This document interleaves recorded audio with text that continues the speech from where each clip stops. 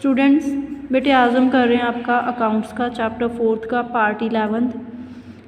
Long term borrowings are shown in the balance sheet under non current liabilities. जो long term borrowings हैं उनको show किया जाता है बैलेंस शीट में नॉन करंट लायबिलिटीज़ में, एंड उसमें डिवेंचर बॉन्ड्स एंड लोन्स जो बैंक से लेते हैं, एंड फाइनेंशियल इंस्टीट्यूशंस के लोन एंड पब्लिक डिपॉजिट्स आते हैं।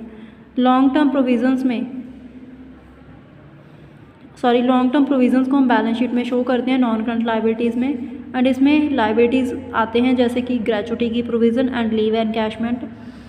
अ high debt to equity ratio means that the enterprises is depending more on borrowings और external debts as compare to shareholder funds.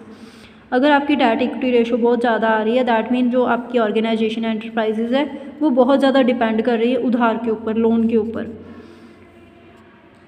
जो external dates के ऊपर, अगर हम उसको शेयर होल्डर फंड के साथ कंपेयर करें।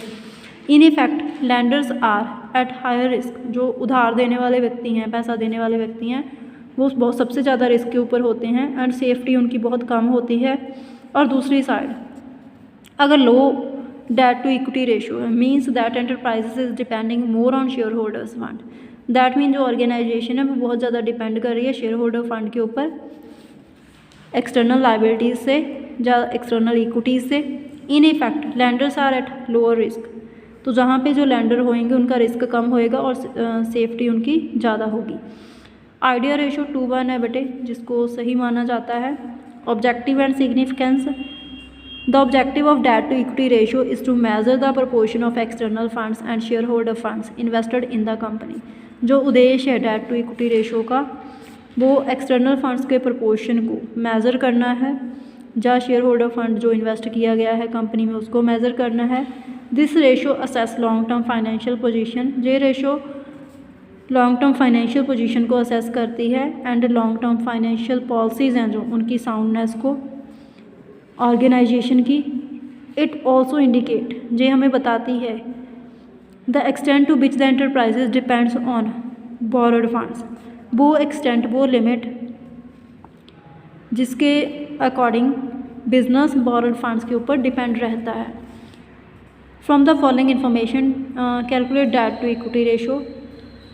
हमारे पास शेयर कैपिटल है ₹1 लाख, जनरल रिजर्व 45,000 है, सरप्लस है, profit and loss means profit है 30,000।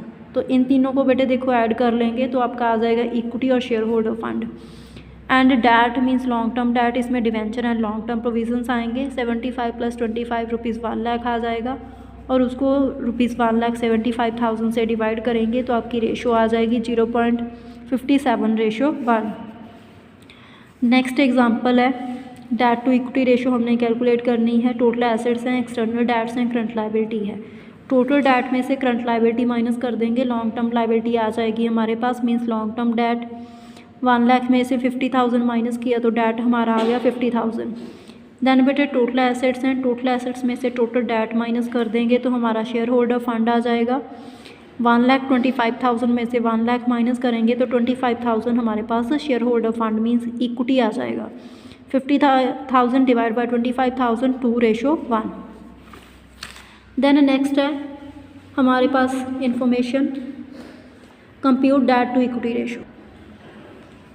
हमारे पास बेटे शेयर होल्डर फंड है, इसमें इक्विटी शेयर कैपिटल है, रिजर्व एंड सरप्लस हैं, दोनों को ऐड करेंगे तो शेयर होल्डर फंड की वैल्यू आ जाएगी 3,50,000। जहाँ पे हमारे पास लॉन्ग टर्म बोरिंग्स हैं उसमें डिवेंचर्स हैं, हमने ओनली डिवेंचर कंसिडर करने हैं। करंट लायबिलिटी शॉर्ट टर्म है, इसको कंसिडर नहीं करना। 3,50,000 डिवाइड बाय 3,50,000 तो 1:1 हमारा आंसर आ जाएगा। नेक्स्ट एग्जांपल है लॉन्ग टर्म बोरिंग्स हैं, लॉन्ग टर्म प्रोविजंस हैं। जे बेटा हमारा डेट आ जाएगा, long term debt 5 lakh + 1 lakh 6 lakh आ जाएगा। Statement of profit and loss में बैलेंस है, डेबिट बैलेंस है।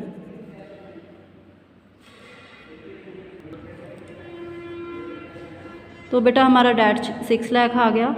Then shareholder fund calculate करना, इक्विटी शेयर कैपिटल है, जनरल रिजर्व है, ये दोनों ऐड कर देंगे। प्रॉफिट एंड लॉस का डेबिट बैलेंस है, लॉस है तो इसको माइनस करेंगे तो हमारा 3 लाख शेयर होल्डर फंड आ जाएगा। 6 लाख डिवाइड बाय 3 लाख तो 2:1।